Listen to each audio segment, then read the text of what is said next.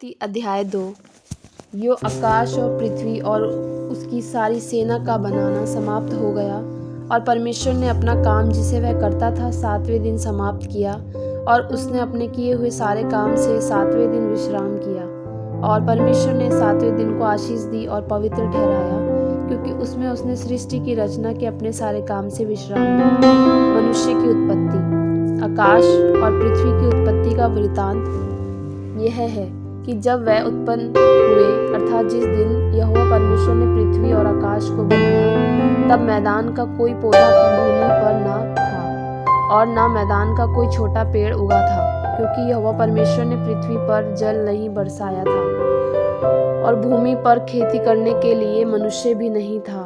तो भी कोहरा पृथ्वी से उठता था, जिससे सारी भूमि सींच जाती थी। तब यहोवा परमेश्वर ने आदम को भूमि की मिट्टी से रचा और उसके नथनों में जीवन का श्वास फूंक दिया और आदम जीवित प्राणी बन गया। और यहोवा परमेश्वर ने पूर्व की ओर अदन में एक वाटिका लगाई और वहां आदम को जिसे उसने रचा था रख दिया।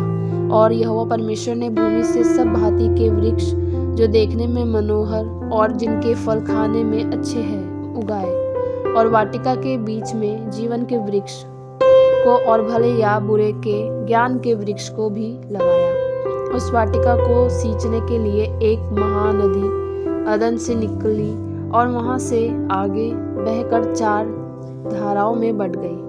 पहली धारा का नाम यिशोन है।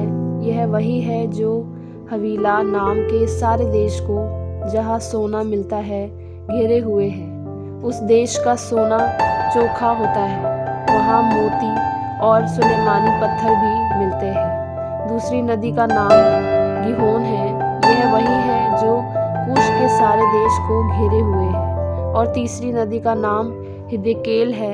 यह वही है जो अश्शूर के पूर्व की ओर बहती है। और चौथी नदी का नाम फरात है। तब यहोवा परमेश्वर ने आदम को लेकर अदन की वाटिका में रख दिया कि वह उसमें काम करे और उसकी रक्षा करे।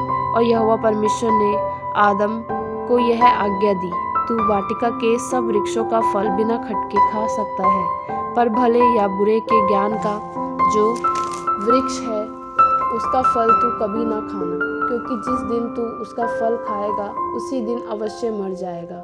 फिर यहोवा परमेश्वर ने कहा, आदम का अकेला रहना अच्छा नहीं, मैं उसके लिए एक ऐसा सहायक बनाऊंगा जो उससे मेल खाए। और यहोवा परमेश्वर भूमि में से सब जाति के वनेले पशुओं और आकाश के सब भांति के पक्षियों को रचकर आदम के पास ले आया कि देखे कि वह उनका क्या क्या नाम रखता है। और जिस जिस जीवित प्राणी का जो नाम आदम ने रखा वही उसका नाम हो गया। अतः आदम ने सब जाति के घरेलू पशुओं और आकाश के पक्षियों और सब जाति के वनेले पशुओं के नाम रखे, परंतु आदम के लिए कोई ऐसा सहायक ना मिला जो उससे मेल खा सके। तब यहोवा परमेश्वर ने आदम को भारी नींद में डाल दिया, और जब वह सो गया तब उसने उसकी एक पसली निकालकर उसकी जगह मांस भर दिया। और यहोवा परमेश्वर ने उस पसली को जो उसने आदम में से निकाली थी स्त्री बना दिया और उसको आदम के पास ले आया। तब आदम ने कहा, अब यह मेरी हड्डियों में की हड्डी और मेरे मांस में का मांस है, इसलिए उसका नाम नारी होगा, क्योंकि यह नर में से निकाली गई है। इस कारण पुरुष अपने माता पिता को छोड़कर अपनी पत्नी से मिला रहेगा और वह एक ही तन बने रहेंगे। आदम और उसकी पत्नी दोनों नंगे थे, पर लज्जाते न थे।